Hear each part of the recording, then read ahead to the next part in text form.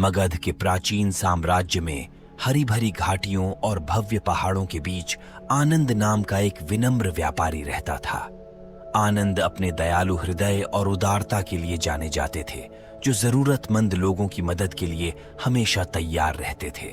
हालांकि अपनी समृद्धि के बावजूद आनंद ने खुद को कर्ज के दमघोंटू चंगुल में फंसा हुआ पाया। एक मनहूस शाम, जब सूरज क्षितिज से नीचे डूब गया और हलचल भरे बाजार पर लंबी छाया डाल रहा था, आनंद अपने मंद रोशनी वाले कक्ष में बैठा था, जो अपने दायित्वों का भार उठाने वाले खाता बही और चर्मपत्रों से घिरा हुआ था। हताशा एक भारी कफन की तरह हवा में लटकी हुई थी, जिससे उसका दम घुटने का खतरा था। तभी आनंद ने एक बुद्धिमान ऋषि गौतम बुद्ध की फुसफुसाहट सुनी, जो पास के शांत जंगलों में रहते थे और जीवन और मुक्ति पर गहन शिक्षा देते थे। आनंद का हृदय आशा से भर गया और वह ऋषि से सलाह लेने के लिए यात्रा पर निकल पड़ा।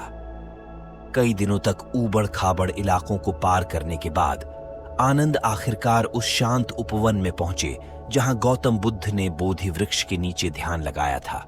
उनकी उपस्थिति से शांति और ज्ञान की आभा झलक रही थी।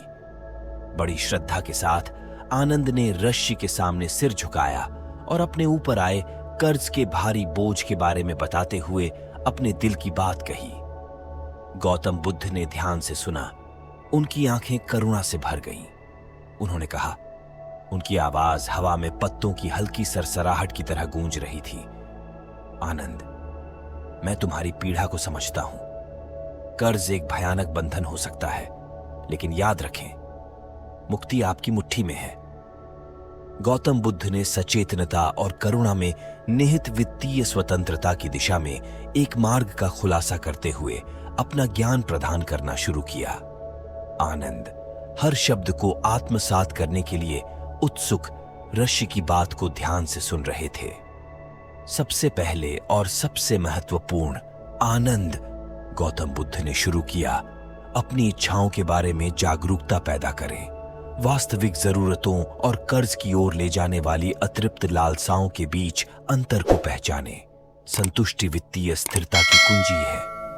आनंद ने सिर हिलाया, ये महसूस करते हुए कि भौतिक संपत्ति की खोज ने उसे इस दुर्दशा तक पहुंचा दिया है।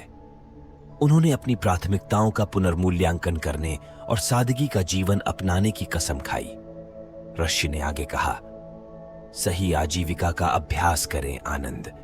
एक ऐसे व्यवसाय में शामिल हों जो आपके मूल्यों के साथ संरेखित हो और अधिक से अधिक अच्छा काम करता हो।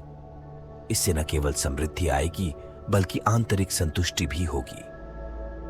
प्रेरित होकर आनंद ने अपने व्यवसाय को ऐसे उद्यमों की ओर पुनः उन्मुख करने का संकल्प लिया, जिससे उनके समुदाय को लाभ हुआ और नैतिक मूल्यों को बरकरार रखा गया। गौतम बुद्ध की शिक्षाएं केवल भौतिक संपदा से परे विस्तारित थीं। उन्होंने उदारता के महत्व पर जोर दिया और आनंद को याद दिलाया कि जरूरतमंद लोगों के साथ अपना धन साझा करना कर्ज के बंधन के लिए एक शक्तिशाली उपाय है। निस्वार्थ दान के माध्यम से, ऋषि ने समझाया, आप लगाव की पकड़ को छोड़ देते हैं और अपने जीवन में प्रचुरता को आमंत्रित करते हैं। आनंद अब उत्साहपूर्वक इस मार्ग के प्रति प्रतिबद्ध थे। नए उद्देश्य के साथ अपने राज्य में लौट आए। उन्होंने अपनी कमाई का एक हिस्सा जरूरतमंदों के लिए अनाथालयों, स्कूलों और आश्रयों की सहायता के लिए आवंटित करना शुरू कर दिया। जैसे जैसे उनकी उदारता की लहरें फैली, समुदाय में कृतज्ञता और सद्भावना की भावना छा गई। महीने बीत गए और आनंद की वित्तीय स्थिति में बदलाव आना शुरू हो गया। नई स्पष्टता और विवेक के साथ उन्होंने चतुर निवेश किया और लापरवाह उद्यमों से परहेज किया। उसका व्यवसाय फलने फूलने लगा और उसका कर्ज कम होने लगा। एक शाम जब आनंद ने अपनी परिवर्तनकारी यात्रा पर विचार किया, तो वह गौतम बुद्ध के प्रति अपनी गहरी कृतज्ञता व्यक्त करने के लिए उपवन में लौट आए। आनंद के भीतर परिवर्तन को महसूस करते हुए ऋषि ने शांत मुस्कान के साथ उनका स्वागत किया। आपकी बुद्धिमत्ता, श्रद्धेय ऋषि, ने न केवल मुझे कर्ज के चंगुल से मुक्त किया है, बल्कि उद्देश्य और प्रचुरता के जीवन की ओर मेरा मार्ग भी रोशन किया है। आनंद ने कहा। उनकी आवाज श्रद्धा से भरी हुई थी।